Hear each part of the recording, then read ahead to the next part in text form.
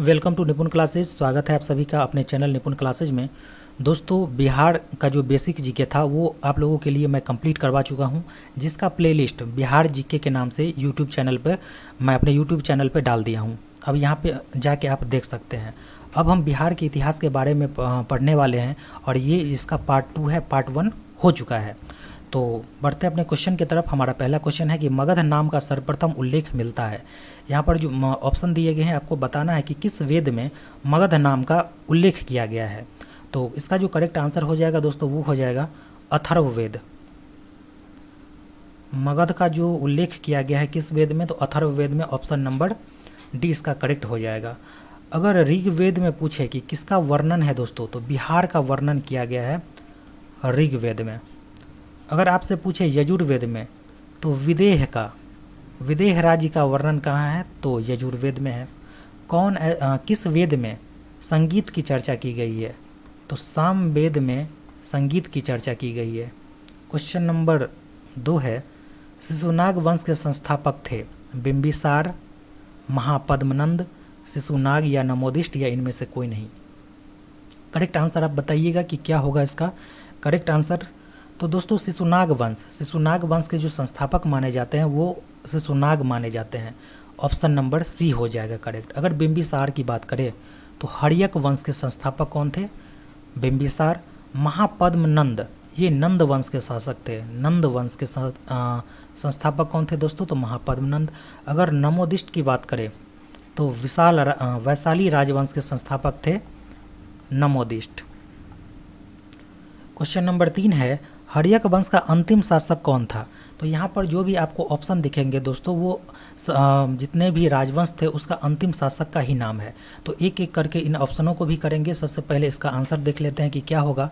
हर्यक वंश का अंतिम शासक पूछा गया है, तो हर्यक वंश के संस्थापक के बारे में बता दिए हैं और अंतिम शासक पूछा गया है, तो इसका जो करेक्ट आंसर हो जाएगा ऑप्शन नंबर बी हो जाएगा। अगर सुमति के बारे में पूछा जाए तो वैशाली राजवंश का अंतिम शासक माना जाता है कौन, तो सुमति। वैशाली राजवंश का अंतिम शासक माना जाता है सुमति या फिर अथवा प्रगति। सुमति अथवा प्रगति, ये दोनों ऑप्शन आपको देखने को मिलेंगे एग्जाम में। अगर घनानंद की बात करें तो घनानंद नंद वंश का अंतिम शासक था। नंद वंश का अंतिम शासक कौन था, घनानंद था।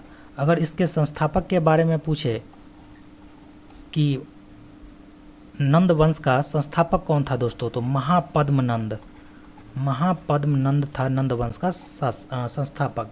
क्वेश्चन नंबर 4 है, मौर्य वंश की स्थापना किसने की। चंद्रगुप्त मौर्य, निमि विदेह, मिथिजनक और नमोदिष्ट। ये जितने भी नाम है ये सभी राजवंश के संस्थापक के नाम है।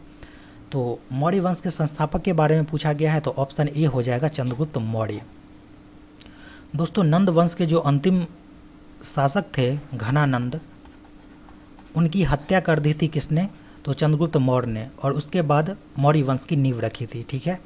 अगर निमि विदेह की बात करें तो विदेह के संस्थापक माने जाते हैं, विदेह राजवंश के संस्थापक माने जाते हैं कौन, निमि विदेह। अगर मिथि जनक के बारे में पूछे तो मिथिला राज्य के संस्थापक माने जाते हैं कौन, तो मिथि जनक।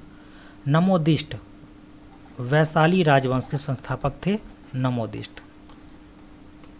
तो ये जितने भी ऑप्शन बताए हैं तो उसको भी दोस्तों आप लोग ध्यान रखिएगा या फिर इसे आप अपने नोटबुक में नोट कर लीजिएगा। क्वेश्चन नंबर 5 है, शिशुनाग वंश का अंतिम शासक था नागदशक, नंदीवर्धन, घनानंद, सुमति अथवा प्रगति। तो देखिए, हर्यक वंश का अंतिम शासक कौन था, तो नागदशक था। घनानंद के बारे में पूछे तो ये शिशुनाग वंश का अंतिम शासक यहाँ पर पूछा गया है। ऑप्शन नंबर बी करेक्ट हो जाएगा। नंदीवर्धन शिशुनाग वंश के अंतिम शासक थे और इसके संस्थापक कौन थे दोस्तों, शिशुनाग इसके संस्थापक थे।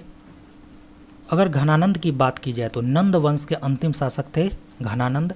सुमति अथवा प्रगति के बारे में पूछे तो ये वैशाली राजवंश के अंतिम शासक माने जाते हैं सुमति अथवा प्रगति। क्वेश्चन नंबर 6 है, वैदिक साहित्य में मगध के लोगों के लिए किस शब्द का प्रयोग हुआ है। व्रात्य, सदानीरा, विदेह या मधेश, या इनमें से कोई नहीं। तो मगध के लिए जो शब्द प्रयोग किया गया है दोस्तों वो किया गया है ऑप्शन नंबर ए ब्रात्य, जिसका मतलब होता है पतित। ब्रात का मतलब होता है पतित। अगर सदानीरा की बात करें तो गंडक का पूर्व नाम था सदानीरा। विदेह मिथिलांचल का या मिथिला का पूर्व नाम था विदेह। अभी जो वर्तमान में मिथिला है उसे हम विदेह के नाम से जानते थे। क्वेश्चन नंबर 7 है, विश्व में सर्वप्रथम गणतंत्र की स्थापना हुई थी राजगीर में, वैशाली में, पाटलिपुत्र में या फिर कश्मीर में, या इनमें से कोई नहीं। करेक्ट आंसर आपको बताने हैं। तो इसका जो करेक्ट आंसर हो जाएगा दोस्तों ऑप्शन नंबर बी। वैशाली जो गणतंत्र है वो विश्व का सबसे पुराना और प्रथम गणतंत्र है। यहाँ पर जितने ऑप्शन आपको दिख रहे हैं दोस्तों, राजगीर, वैशाली, पाटलिपुत्र, कश्मीर, इन सभी जगह पर बौद्ध धर्म से संबंधित एक घटना हुई थी जिसे हम बौद्ध संगीति के नाम से जानते हैं। तो आइए देख लेते हैं कि कहाँ पर कौन सी बौद्ध संगीति आयोजित की गई थी। प्रथम बौद्ध संगीति के बारे में आपसे पूछे तो ये राजगृह या राजगीर में हुई थी 483 ईस्वी पूर्व में। द्वितीय बौद्ध संगीति के बारे में पूछे तो यह वैशाली में हुआ था। तृतीय बौद्ध संगीति पाटलिपुत्र में हुआ था। चतुर्थ बौद्ध संगीति कुंडलवन, जिसे कुंडलवन कहाँ है अभी दोस्तों, कश्मीर में है, तो कुंडलवन में हुआ था। ठीक है। क्वेश्चन नंबर 8 है, अजातशत्रु का उपनाम था चलन्ना, वजीरा, कुनिक या नेपोलियन।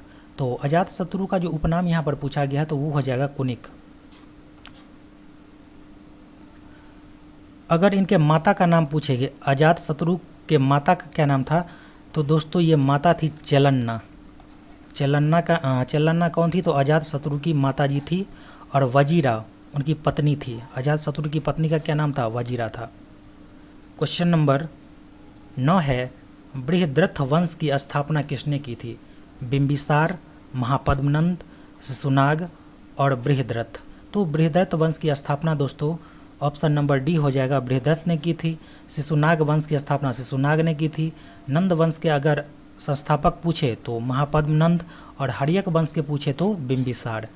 क्वेश्चन नंबर 11 है, लामा अमरनाथ इतिहासकार थे चीन के, भूटान के, तिब्बत के, नेपाल के। तो इसका जो करेक्ट आंसर हो जाएगा वो हो जाएगा ऑप्शन नंबर सी, तिब्बत के। क्वेश्चन नंबर 11 है, सबसे प्राचीन वेद कौन है? सामवेद, अथर्ववेद, ऋग्वेद, यजुर्वेद। करेक्ट आंसर हो जाएगा इसका ऋग्वेद। ऋग्वेद में दोस्तों कई बार पूछा गया है कि कितने मंडल है, तो ऋग्वेद में 10 मंडल है, 1028 सूक्त हैं। सामवेद में संगीत के बारे में बताया गया है, सामवेद में। अथर्ववेद में भूत प्रेत, जादू टोना का जिक्र कहाँ किया गया है? अथर्ववेद में किया गया है।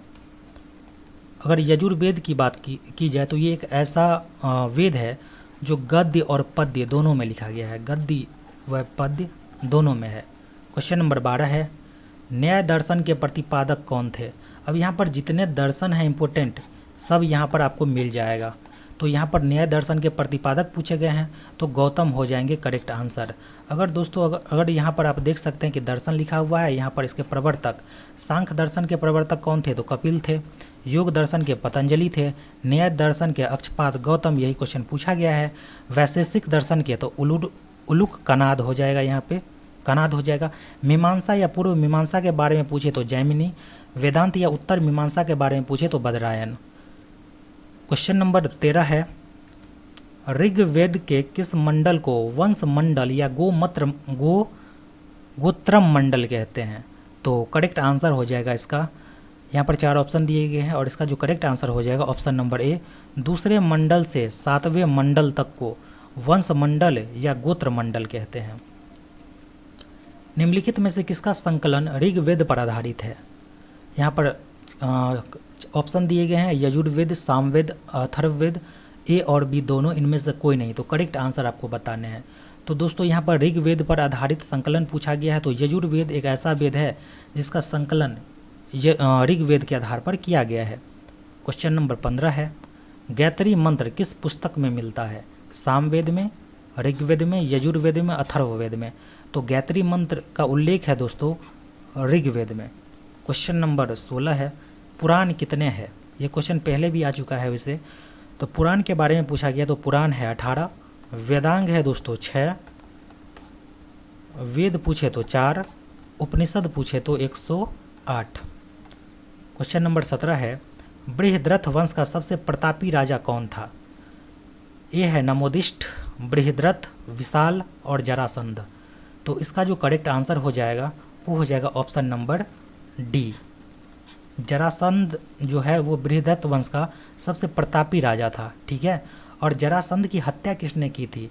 तो दोस्तों भीम और जरासंध के बीच एक युद्ध हुआ था जिसको मल्ल युद्ध के नाम से जानते हैं, जिसमें जरासंध की हत्या कर दी गई थी भीम के द्वारा। क्वेश्चन नंबर 18 है, बृहद्रथ वंश का अंतिम राजा कौन था? यहाँ पर ऑप्शन दिए गए हैं नागदशक, कलरजनक, सुमति अथवा प्रगति, रिपुंजय या इनमें से कोई नहीं। तो इसका जो करेक्ट आंसर हो जाएगा option number D, Ripunjay. Question number 19 है, लिच्छवी नरेश चेटक की पुत्री कौन थी? यहाँ पर ऑप्शन दिए गए दोस्तों पूर्णिमा, चलन्ना, क्षेमा, कौशला देवी या इनमें से कोई नहीं। तो करेक्ट आंसर आपको बताने हैं कि लिच्छवी नरेश चेटक की पुत्री कौन थी। इसका जो करेक्ट आंसर हो जाएगा वो हो जाएगा option number B, Chelna Licchavi नरेश चेटक की पुत्री थी। क्वेश्चन नंबर 20 है, अजातशत्रु का उपनाम क्या था? सदानीरा तो दोस्तों गंडक नदी का प्राचीन नाम है।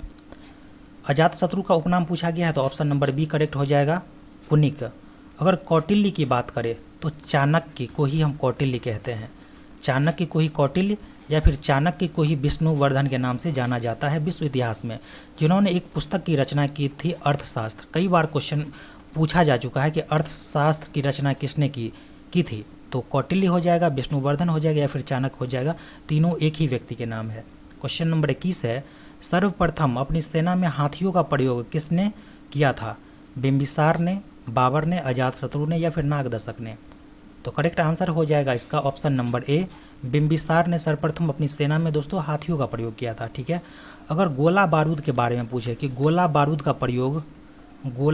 का प्रयोग सबसे पहले भारत में किसने किया था? तो बाबर ने किया था। क्वेश्चन नंबर 23 है, अंग राज्य के संस्थापक कौन थे? नमोदिष्ट, मिथिजनक, निमिविदेह और राजा अंग। तो करेक्ट आंसर हो जाएगा ऑप्शन नंबर डी। अगर निमिविदेह की बात करें तो विदेह राजवंश की संस्थापक थे निमिविदेह। मिथिजनक कौन थे? तो मिथिला के संस्थापक माने जाते हैं मिथिजनक, और वैशाली राजवंश के संस्थापक नमोदिष्ट माने जाते हैं। क्वेश्चन नंबर नेक्स्ट है, भारत का मैकियावेली कहा जाता है? चाणक्य को, समुद्रगुप्त को, नागार्जुन को या कालिदास को? तो भारत का मैकियावेली जो कहा जाता है वो दोस्तों वो है ऑप्शन नंबर ए, चाणक्य को भारत का मैकियावेली कहा जाता है। समुद्रगुप्त को क्या कहा जाता है? तो भारत का नेपोलियन कहा जाता है किसे? तो समुद्रगुप्त को कहा जाता है भारत का नेपोलियन। नागार्जुन भारत का आइंस्टीन के नाम से जानते हैं, भारत के आइंस्टीन के नाम से जानते हैं किसको? नागार्जुन को। अगर भारत के शेक्सपियर के बारे में पूछे कि भारत के शेक्सपियर के नाम से किसे जानते हैं, तो वो जानते हैं दोस्तों कालिदास को। तो ये था दोस्तों टोटल 23 क्वेश्चन।